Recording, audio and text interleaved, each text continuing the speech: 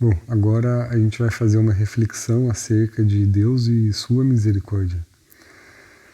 Nossa vida é uma batalha espiritual, onde cada um de nós pode pender para o lado da verdade ou da mentira, e que qualquer um pode chegar ao perdão de Deus por mais sujo que esteja até o momento final da sua vida. Um profundo e verdadeiro arrependimento em seu último suspiro pode ser a tábua de salvação, onde a misericórdia que emana do coração de Jesus Cristo é tão imensa que nenhum mal é comparado à sua infinitude. Então, por mais sujo e por mais em débito que a gente esteja, né, com Deus, né, tudo que a gente faz ou ele é finito, né, e Deus ele é infinitude em tudo, né, infinitude inclusive em sua misericórdia, né. Então, por isso que ele mantém a sua palavra de misericórdia para nós até o último instante da nossa vida, né. E se você, né, parar para pensar na verdade de Deus, que a gente tem a promessa de ter uma eternidade de adoração ao Senhor, esse tempo de vida aqui que a gente passa nessa terra, por mais longo que seja, ele não é nada, né, comparado a uma eternidade. Então, né, a natureza da realidade que está aqui disposta para nós é de que a gente regresse à casa do Pai e que a gente eternamente passe a amá-lo e adorá-lo, né? Então essa é a realidade com que a gente está lidando. Isso que ele tem sentido, né, se visto sob essa ótica, né, essa é a realidade. Né? Mas uma pessoa ela fez muita coisa errada e no último dia da sua vida ela se arrependeu, se ela se arrependeu de verdade, né? Não foi uma montagem esquemática dentro da cabeça dela do que é Deus, se ela se arrependeu do fundo do coração dela, ela vai ser salva. Porque isso aqui que a gente vive não é nada, não é nada. Até se você parar para pensar no grande objetivo, né, dessa vida aqui, tudo que está posto aqui a gente não leva nada daqui, né? E Deus ele tem suportado as nossas incoerências, as nossas faltas com ele até o último momento, porque ele quer a gente para sempre. Né? Então essa é a realidade com que a gente está lidando. Eu vou falar mais um pouco sobre isso aqui nesse capítulo. Então, continuando o texto. Para isso, o que deve ser manifestada é a fé, ou arrependimento verdadeiro e a certeza de que Ele é o seu Salvador nesse momento final. Um homem que pula de uma ponte pode se arrepender e voltar-se a Cristo antes do impacto derradeiro. Mas hoje mesmo a mudança pode ocorrer e tal ato já pode ser posto em prática. Então você não precisa esperar até o último momento da sua vida, até o último dia da sua vida para se arrepender. Desde agora a gente pode, né, buscar o caminho correto, buscar um caminho de santidade, buscar rever para onde que a gente está caminhando na nossa vida. E eu falei muito sobre isso em outras reflexões também que estão aqui no meu canal, né, principalmente no mundo e mundanismo, mas eu falei também sobre a verdade, né, reflexões acerca da verdade, reflexões acerca da justiça, dos valores, sobre a vida e a morte. Né, então, isso que eu falo aqui também está ligado a todo aquele conteúdo que foi posto lá. Né. E uma coisa muito importante que eu não coloquei aqui nesse texto, mas merece muito ser citado, para quem já viu as revelações de Santa Faustina, ela até fez um livro, né, com os diários dela, né? Quer dizer, ela não fez, né, ela fez os diários, né? E aí o padre que analisou os diários, ele compilou em um livro, né? E esse livro ele já é distribuído no mundo inteiro, né? E ela fala muito sobre a misericórdia de Deus e para ela que foi revelado aquele terço da misericórdia divina, né? Então isso foi revelado para ela, né, por uma visão de Jesus Cristo, e foi mostrado o coração dele, né, com aqueles raios vermelho e branco, né, e todo o significado em torno disso. E em todos os diários ela deixa muito claro que a misericórdia de Deus ela é infinita para nós, né, e Ele quer derramar misericórdia na gente. Mas o que afasta a gente da misericórdia dele é o nosso próprio coração. A gente não aceita a misericórdia dele, né? E às vezes a gente finge que aceita, mas a gente coloca um monte de coisa entre a gente e a misericórdia. Né? Então, assim, esse vídeo ele vai fazer muito sentido se você assistir o outro vídeo que eu falei sobre o mundanismo também, o materialismo e o mundanismo. E como que isso entra dentro da gente, do nosso espírito, transforma a gente e a gente bloqueia mesmo os desígnios de Deus pra gente, né? Então, o Deus, ele quer derramar a misericórdia e a graça dele em teu coração, em tua vida, mas assim, nós mesmos colocamos barreiras para que isso não aconteça, né? Então, por isso que muitas vezes a pessoa ela está no leito de morte dela e se ela aceita verdadeiramente Deus, ela está muito mais entregue a Deus do que a maioria de nós que está lutando e caindo, e caindo, e caindo, e caindo, e caindo, sabe? Então, eu tenho uma experiência de vida também que me colocou, né, algumas verdades na minha frente e eu pude, por um momento, né, também ver a verdade do que é esse mundo, né, e qual é o real valor das coisas desse mundo, né. Então, assim, eu tive uma graça muito grande na minha vida também, né, que hoje eu consigo enxergar um pouco, eu sempre esqueço, né, mas assim, isso é importante, né, a gente sempre está resgatando, né, sempre está relembrando o real valor das coisas desse mundo e o real valor do que é a gente ter uma eternidade de adoração a Deus, né, que é o nosso verdadeiro destino, né. Então vamos continuar o texto. O próprio mistério da Santa Eucaristia exige um ato de fé de nossa parte, para que creiamos estar fisicamente diante de nosso Salvador, assim como a sua entrega à cruz para nos redimir. Então, assim, se a gente acredita que ele se entregou à cruz para redimir a gente acredita também que quando você está num sacrário, na celebração da Eucaristia na missa, você está fisicamente diante de Jesus Cristo, né? E esse ato de fé que é exigido, né, ele se coloca na forma de um pão, ele é exigido da gente, é um ato de fé de entrega também, né? Então tem um mistério aí envolvido nisso que a gente tem uma vida inteira para meditar sobre isso, uma vida inteira para meditar. Quanto mais você se aprofunda sobre isso, mais você deita no Espírito Santo, mais você deixa Deus ele vir até você e te transformar. Então aqui, falando sobre a misericórdia, falando sobre Deus, né, eu estou falando muito sobre a forma como Deus ele se revela para a gente, né? Continuando, né? A forma do pão que nossos olhos veem mostram toda a humildade e exige a nossa crença real acerca da palavra de nosso Senhor. Pois se ele diz, isto é o meu corpo, significa que o Rei do Universo instituiu dessa forma, e que assim seja. Então, a forma como Deus age também é outra meditação que a gente tem que ter em nossas vidas, né? A forma mais humilde, né? Eu sei, a gente sabe que no dia derradeiro, né, ele vai vir em toda a sua majestade, né, em toda a sua realeza, em toda a sua verdade, né? Mas enquanto a gente está aqui nesse mundo, a gente percebe a natureza com que ele se coloca diante de nós, a forma mais humilde possível, mais humilde possível. E a gente dá valor para essa humildade que Deus, né, com que o Rei do Universo ele vem até nós.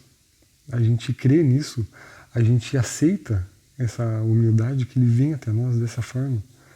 É muita meditação que a gente tem que fazer para entender esse mistério também que é colocado diante de nós. Que deixemos nosso coração endurecido amolecer para aceitar nosso real propósito desde já. Pois amolecer o coração, né?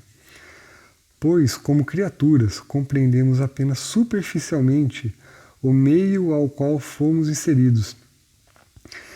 E isso aqui falando na parte física aqui, né, nossa, né? E algumas propriedades mais básicas acerca do espaço, tempo, energia e tudo que nos é disposto com amor e boa vontade por parte de Deus. Mas estamos, né, já espiritualmente falando, mas estamos a um oceano de distância da compreensão do que realmente é a disposição de Deus para conosco, do que é a sua palavra e o que significa um pedaço de pão tornar-se corpo de nosso Senhor. A gente não compreende isso, né? A gente não consegue compreender a infinitude das coisas, né, dentro da nossa mente limitada, né? Mas a gente consegue contemplar a forma como ele se revela pra gente, né? Então a gente, um pedacinho dessa realidade aí a gente consegue acessar. Apesar disso, podemos contemplar é o que eu acabei de falar, né? Está aqui escrito. Apesar disso, podemos contemplar uma fração ínfima de seu ato de amor na cruz, e o quanto não somos capazes de entender o que é uma eternidade de contemplação. Isso é só vivendo, né? De novo, voltando para Santa Faustina, né? Foi revelado para ela, teve uma visão, né, da Santíssima Trindade, né, tudo. E ela compreendeu que após milhões de anos de contemplação a Deus, né, dentro de uma alegria extrema, isso aí ela está falando milhões de anos, após milhões de anos de contemplação, ela percebeu que aquilo ali era só o começo, era só o comecinho de uma eternidade de contemplação. Então aí você já vê por que Deus ele ainda, né, ele suporta as nossas ofensas, né? É que o tempo ele é muito ínfimo, ele não é nada, né, diante dos olhos de Deus.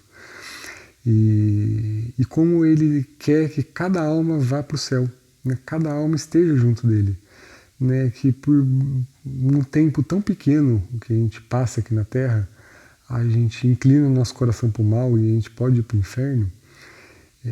E da mesma forma que a gente pode ter milhões de anos de adoração e amor ao Senhor, a gente pode ter milhões de anos também de tortura, né, e de sofrimento na mão do demônio.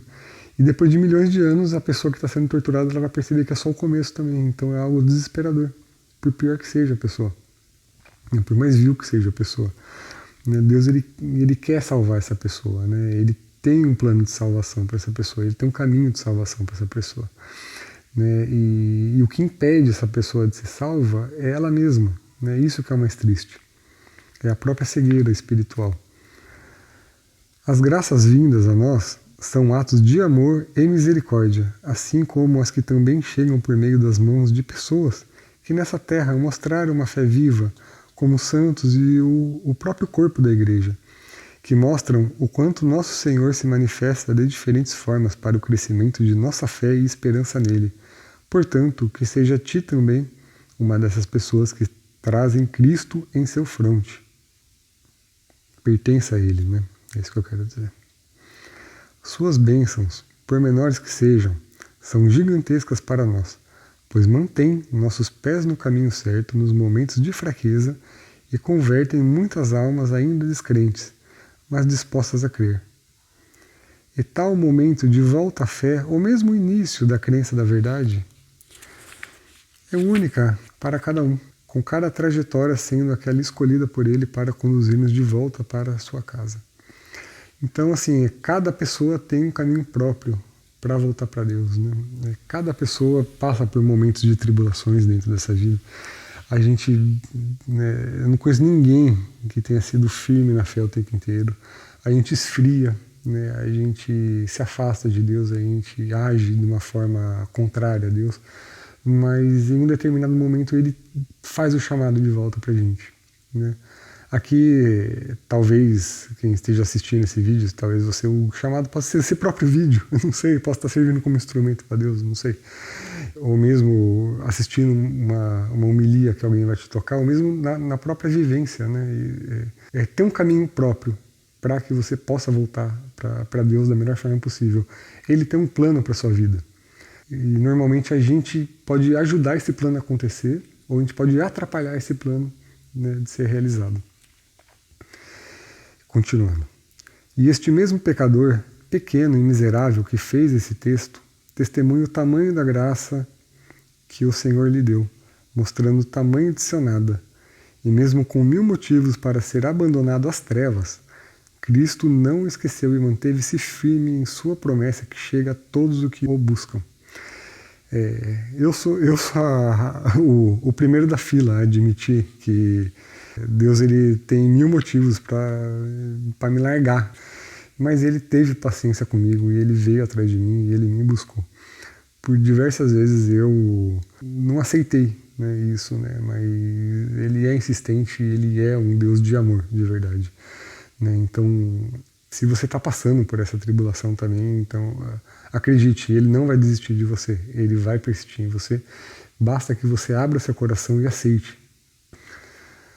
O caminho da criação da consciência, crescimento do amor, arrependimento, aperfeiçoamento das virtudes e a busca do perdão é algo a ser perseguido durante toda a vida para que sejamos dignos das promessas de Cristo. Eu vou colocar de novo, né? A gente tem que aumentar a nossa consciência. Isso aí se dá naturalmente no caminho, né? Crescer no amor, no arrependimento, né? Nas virtudes, a busca pelo perdão, por menores que sejam nossas faltas. E pedir perdão também pelo próximo. Então isso é algo que a gente tem que observar e a gente tem que perseguir durante a nossa vida. Os assuntos discernidos nesse conteúdo são compilados de questões que abrangem algumas dimensões relevantes acerca de como está sendo afetada a vida e a percepção cristã nos dias de hoje. Aqui já estou indo com uma conclusão de todas as reflexões, né? Mas voltando aqui, né, para falar do perdão, que a gente pode pedir um perdão, né, para o próximo, né? No próprio terço da misericórdia, né, o que o terço ele fala, né? Pai eterno, eu vos ofereço o corpo e o sangue, a alma e a divindade de vosso diletíssimo Filho, Jesus Cristo, em expiação dos meus pecados e do mundo inteiro. Né? Ou seja, você está pedindo perdão por si mesmo e pelo mundo inteiro. E pela sua dolorosa paixão, tende piedade de nós e do mundo inteiro. E o que é isso? Né? Você está pedindo perdão pelos pecados do mundo, você está pedindo perdão pelos pecados de ti, de sua família, das pessoas que você ama, das pessoas próximas e do mundo também. Então, assim, a gente tem essa graça de poder pedir perdão pelos outros, né? E já agora entrando definitivamente numa conclusão das reflexões, né, acerca da vida, da vida e da morte, né, do materialismo, do mundanismo, da verdade, da mentira, né, da justiça e dos valores, da misericórdia de Deus. Vamos dar continuidade aqui, então. Claramente que os temas não são perfeitos, e muito menos seu conteúdo, mas mesmo de forma limitada e muito longe da profundidade dos santos. Acreditem, foi de coração e feito para a glória de Deus. E mesmo que ninguém venha a ler isso, a alegria do autor em servir a seu Criador é enorme. E somente em trazer tal conteúdo ao mundo já é uma forma de louvor à Santíssima Trindade que emana de seu Espírito. Isso aqui que eu estou fazendo também não é por mim, mas é por adoração a Deus, né? Então, que fique bem claro aqui, né? A adoração eucarística, a confissão e a comunhão são armas fortíssimas dispostas pela Santa Igreja Católica para que voltemos com nossos corações à verdade e junto ao terço diário, sacrifícios para desagravos e conversões, né, penitências, né, jejuns, né, tudo mais, né, orações às almas do purgatório, né, você penitenciar por si mesmo, pedindo perdão, ou pelos outros, ou pedindo pela conversão das pessoas, né, e também a introspecção e a meditação da palavra, ou da homilia também, né, assim como o estudo da vida dos santos e as mensagens da Virgem Maria são as chaves para que avancemos no caminho para Cristo. Né? Aqui é uma mensagem, ela é claramente católica, mas fica também o convite, né, para quem está afastado do catolicismo, ou para quem está em outras designações, né, fica um convite também para conhecer as mensagens que são transmitidas, para conhecer a verdade que está dentro da igreja. Né? E assim, é por amor, né, que eu faço isso, né, pelas pessoas. Né? Fica aqui um convite de coração, né, para todos. Né? Expus nesse texto todas essas coisas para o despertar do leitor e a volta à verdade, que é Cristo. E como podem imaginar, esses temas abordados aqui estão no escopo de visão do autor, principalmente pela observância de tais elementos em outras pessoas e em si próprio. Então, quando eu faço uma crítica, eu estou criticando a mim mesmo também, né? Não estou criticando somente as outras pessoas, só o que eu estou observando.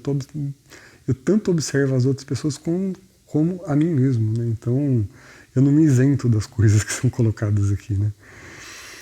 Acima de tudo, que reconheçamos que nada somos sem Deus e que comecemos a amá-lo, que nos arrependamos por termos o ofendido e que busquemos pelo Pai, pelo Filho e pelo Espírito Santo. Que assim seja. Amém. Eu tenho muitas outras razões também para produzir esse texto, né? Fica para um próximo vídeo. Esse conjunto de reflexões aqui também me despertou para alguns temas que eu vou falar também nos próximos vídeos, né? Fala também sobre a vida dos santos, né? Que isso é algo que me fascina muito, a forma como essas pessoas buscaram a Deus, né? É uma coisa muito inspiradora, né? Muito inspiradora mesmo, né? São histórias e mais histórias, né, que a gente tem aí pela frente. E também, né, eu deixo essas reflexões também como um chamado também, né, para vocês que são meus irmãos, que estão vendo esse vídeo também estão buscando, né, o caminho na fé, né, também estão buscando reforçar a sua fé. E assim, eu só tenho que agradecer, né, e que a minha missão realmente aqui com esses vídeos é de fortalecer a fé de vocês, de buscar também trazer, né, para Jesus Cristo mais e mais almas, né? Então tem uma missão aqui. E muito obrigado, né, por ter acompanhado, né, esses vídeos de reflexões.